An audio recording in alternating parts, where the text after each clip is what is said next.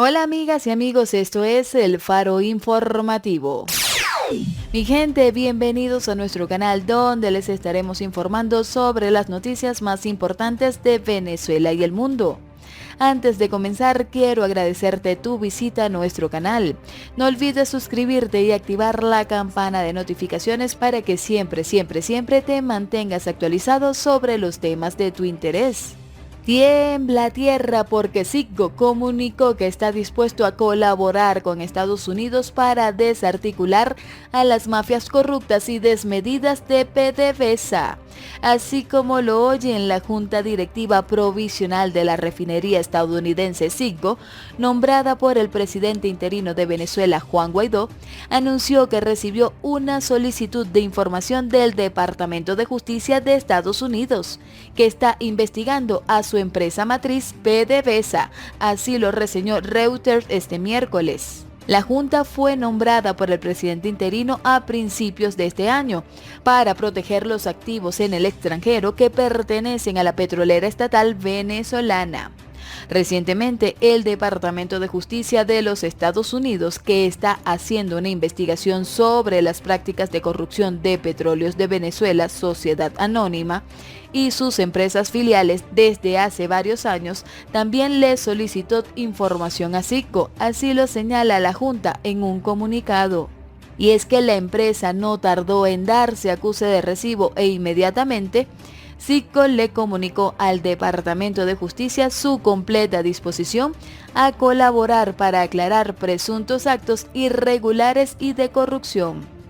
La Junta añadió que estaba realizando una investigación interna sobre las actuaciones de la compañía en el pasado reciente. Así que prepárense, cuerda de corruptos, porque vendrán cosas peores de las que ya hemos visto. Y es que a propósito de estafas y corrupción, según el artículo de Pan Am Spot, el presidente de Uganda ayudó a Maduro a vender oro robado de Venezuela. Y de eso no me cabe la menor duda. ¿Qué tal?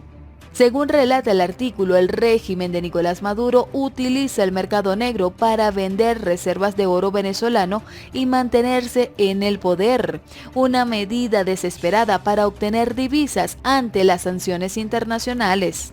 Aunque esto de la venta del oro para salir de sus aprietos económicos no es muy nuevo para nosotros, ya que anteriormente Maduro ha utilizado este método para solucionar la crisis de su régimen. Recordemos que en junio se conoció cómo el régimen de Maduro dejó perder parte de los activos que Venezuela tenía en el exterior. En total, el banco alemán de Deutsche Bank embargó 20 toneladas de oro venezolano por el impago de la deuda que contrajo Maduro con dicha institución en el año 2016. Entre impagos, contrabando y robo de toneladas, el país suramericano se queda sin reservas. Y luego, en octubre del año 2018, la dictadura venezolana también dejó vencer una operación de canje, por lo que el mismo banco alemán se quedó con otras 45 toneladas de oro, lo que representa un cuarto del total de toneladas de oro que Venezuela tiene en el exterior. El tema de que bajo una operación secreta pasaron desde África para llegar al Medio Oriente por al menos 7.4 toneladas de oro venezolano que se encontraban en el Banco Central de Venezuela, eso sí, es novedad. Esta transacción ilícita, valuada en 300 millones de dólares, habrían ingresado a las arcas de la dictadura de Nicolás Maduro. Y un reportaje de The Wall Street Journal revela el modus operandi del régimen para vender oro venezolano y recibir divisas en medio de una crisis económica y restricciones financieras.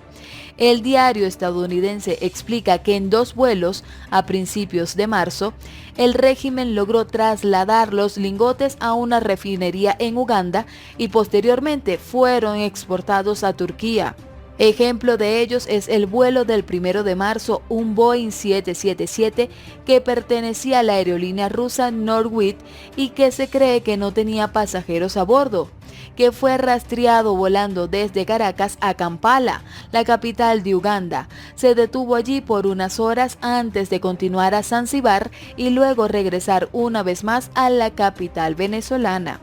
El portavoz de la Policía Nacional de Uganda, Fred Enanga, confirmó que el papeleo que acompañaba los cargamentos identificó los lingotes, algunos con etiquetas estampadas y parcialmente raspadas como propiedad del Banco Central venezolano. De acuerdo con el Wall Street Journal, el 7 de marzo, cuando la unidad de minerales de la policía, avisada de los envíos inusualmente grandes, hizo una redada, el primer lote había desaparecido y ya se había exportado a Oriente Medio. 2 meses más tarde, cuando la policía mantenía bajo custodia el segundo cargamento de oro incautado, el presidente Museveni brindó su ayuda al régimen y ordenó a la Unidad de Protección de Minerales de la policía liberar el oro. A partir de ahí, la huella del oro venezolano se desvaneció. Solo se sabe que en algún momento de marzo 2 toneladas de oro fueron puestas a la venta en Turquía con un fuerte descuento a los precios del mercado.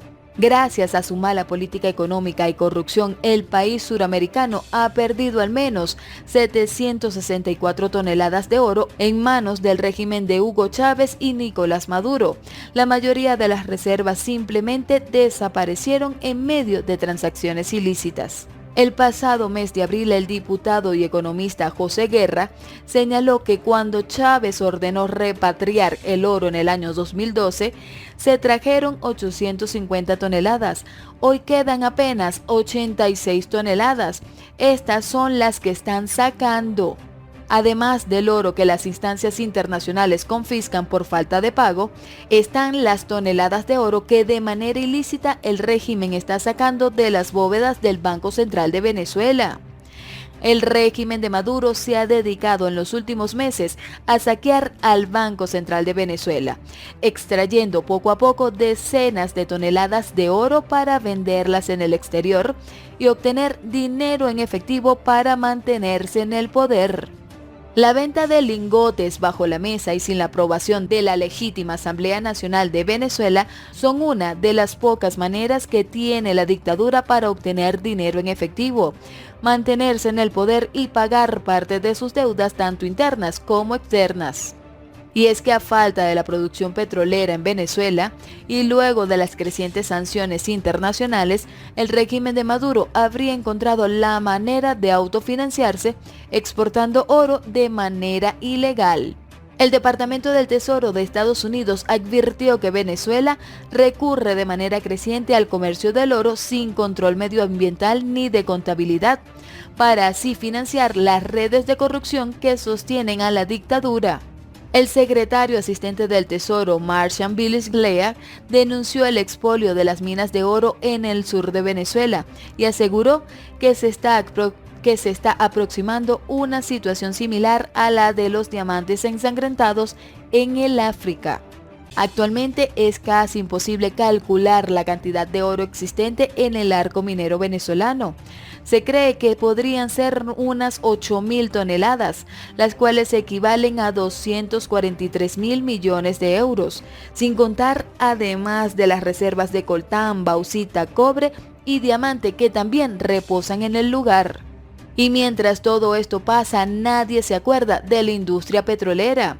El colapso de la industria sobrepasa las fronteras de Venezuela y mientras algunos países tratan de ganar los espacios que ha perdido PDVSA, otros padecen con fuerza los coletazos de la crisis venezolana. En el año 1999, la producción petrolera de Venezuela era de 3.5 millones de barriles diarios. En la actualidad ronda los 800.000 barriles. El desmantelamiento de Petróleos de Venezuela, PDVSA, tras 2 décadas de desmanes en favor del proyecto político que Nicolás Maduro intenta seguir imponiendo, ha tenido un costo altísimo para la economía venezolana, que suma 6 años de recesión y ha colocado a la nación en una crisis severa humanitaria. Pero el colapso de PDVSA, la principal industria del país, va mucho más allá. Sin mencionar los reacomodos a los que obliga a las petroleras transnacionales que hacen negocios en territorio venezolano. Sin mencionar los reacomodos a los que obliga a las petroleras transnacionales que hacen negocios en el territorio venezolano, ni los pactos que negocia con algunos aliados estratégicos para evadir las sanciones internacionales impuestas por Washington, ni los cambios que ha estimulado en el mercado petrolero mundial. La debacle de PDVSA golpea de forma particular a algunas naciones mientras favorece a otras que han buscado sus oportunidades en medio de la coyuntura. A continuación voy a contarte algunos de estos casos.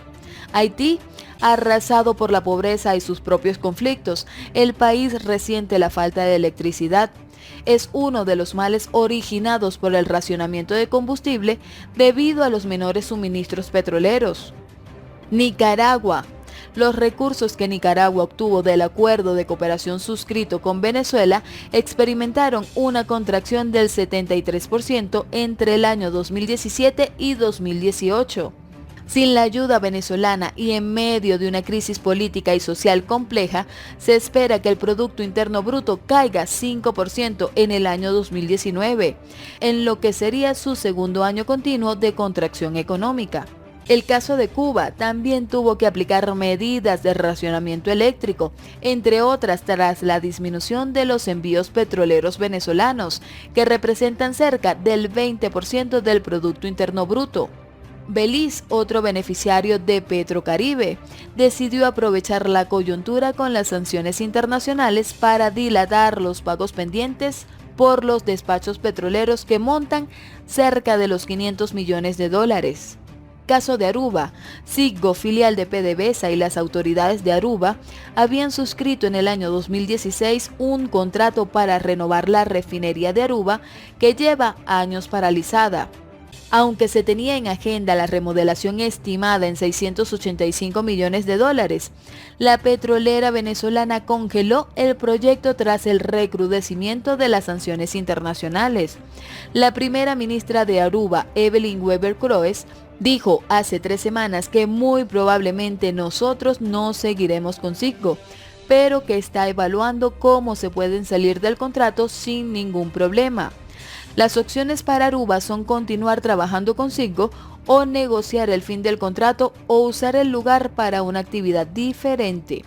El caso de Curazao, la refinería Isla Curazao BV lleva más de un año sufriendo con severidad los embates de la crisis venezolana, al punto que las autoridades locales buscan un nuevo operador para reemplazar a PDVSA. Según el reporte de Platts, la refinería estaría por declararse en fuerza mayor y quiebra. Está totalmente paralizada. El caso de Jamaica, aunque el gobierno interino de Juan Guaidó ha hecho esfuerzos para preservar activos de la nación en el exterior, esta semana el gobierno de Jamaica informó que tomó el control del 49% de la participación accionaria que PDVSA tenía en la refinería de Petroyan, con base a una decisión parlamentaria dictada en febrero pasado. Argentina, medios argentinos llevan años describiendo el proceso de desmantelamiento de lo que fue el sueño de Hugo Chávez en ese país. Una poderosa red de venta de gasoil, nafta, GNC y lubricantes al parque automotor. Sector agrícola e industrial a través de la petrolera Cono Sur, PDV Sur, que dio sus primeros pasos en el año 2005. Por otro lado, Colombia, que en los últimos 10 años la industria petrolera de Colombia se ha robustecido. Algunos atribuyen este proceso a la incorporación de personal venezolano altamente calificado que fue despedido de PDVSA por Chávez en el año 2002. El bombeo avanza hacia 1 millón de barriles por día, mientras que el de Venezuela se desploma, y varias proyecciones la colocan por debajo de los 700.000 barriles por día al cierre del año 2019. Esto fue el Faro Informativo con las últimas noticias de Venezuela y el mundo. Recuerda dejarnos tus comentarios y darle like si te gustó este video. Tampoco olvides activar la campana de notificaciones para que te mantengas siempre actualizado con las últimas noticias de Venezuela y el mundo. Chao, chao.